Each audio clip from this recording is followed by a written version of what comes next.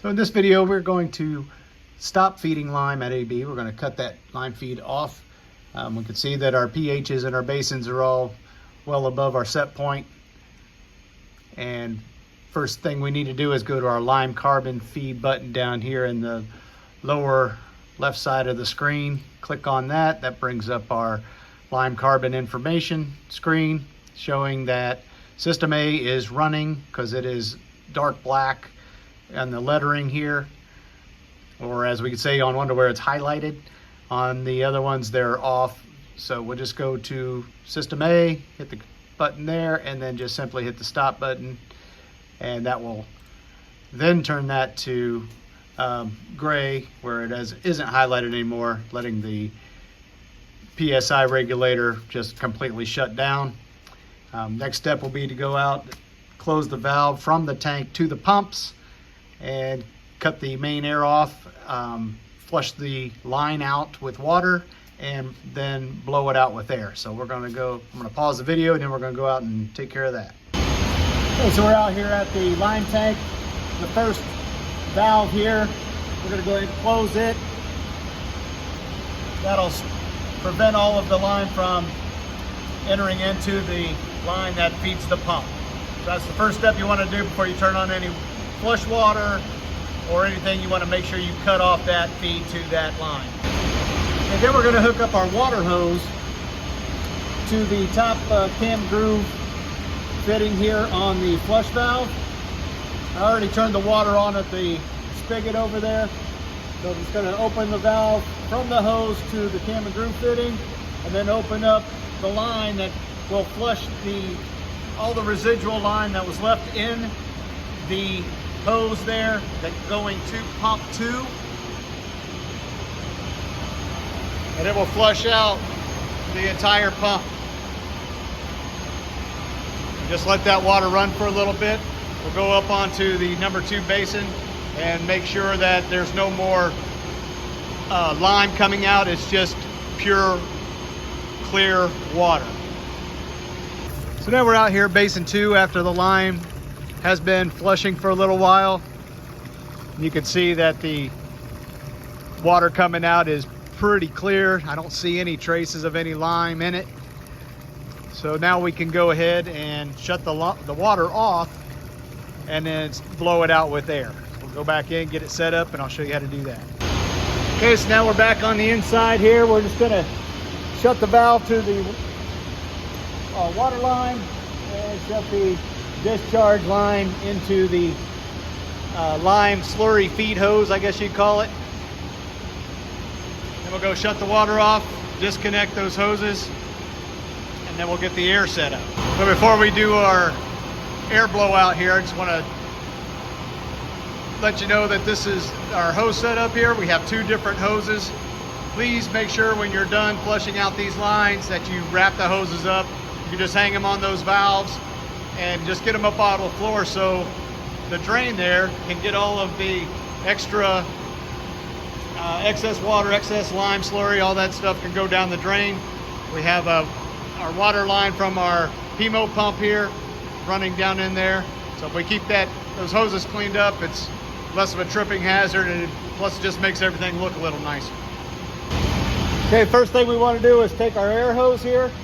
This black hose, it's zip tied to the top of the rack here, so it won't get misplaced or anything. It typically always stays hooked up there. So we want to put that in the cam and groove to our number 1 pump that feeds basin number 2. Tighten the ears down best we can.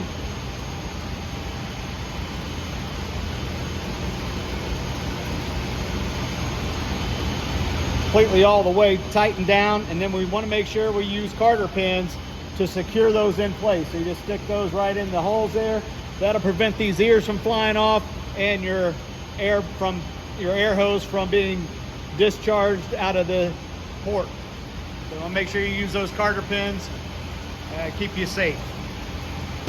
Once you get it looking like this, you are ready to go. So the yellow handle valve here is our air bleed off for the entire line. We want to make sure that that is closed. Then what we want to do is give a little bit of air with the red line, the red handle valve here. We just want to open that a little bit, not even a quarter turn, and then open up the yellow handle valve on the pump itself, and then we can open up the air valve all the way. What that does is that'll prevent some of that water from getting back up into the air line. There is a check valve on here now. There didn't used to be, but just make sure that that doesn't get any air or any water up in your main air line. I always give it just a little tiny bit of air first, just to keep things going in the right direction. Now we can kick that air up a little bit more. We get up to about 50 or 60 PSI on our gauge here. And we're gonna let that blow out air. It's gonna blow out air through the whole pump, the entire pump, and the entire line all the way out to the basin. So we're gonna let that go for about 10 or 15 minutes. Then we'll go out to the basin, make sure there is no little spittles of water coming out, no water at all. It's very important. In the winter time, it gets very cold here, and those lines freeze up.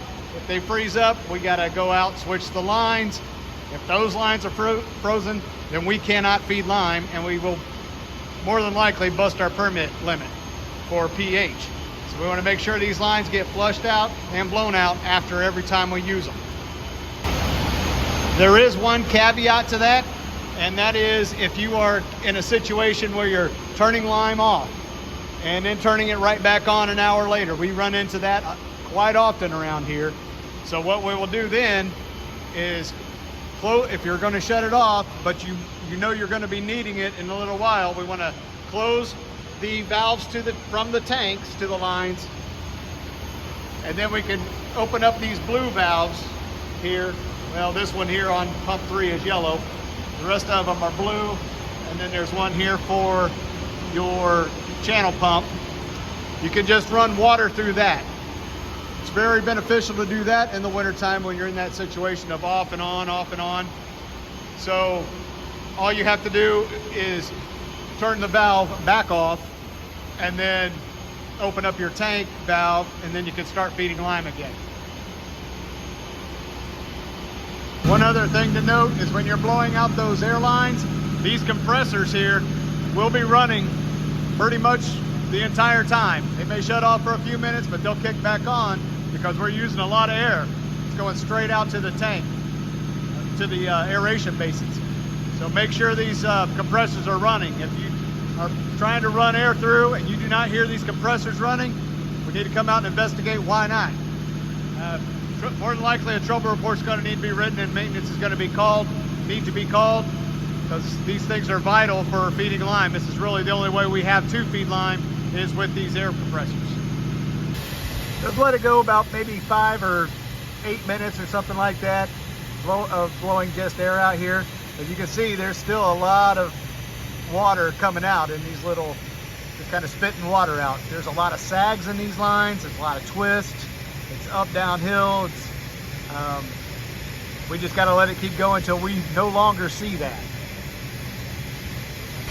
And now it's been about 20 minutes or so, and I'm not seeing any more moisture coming out of there.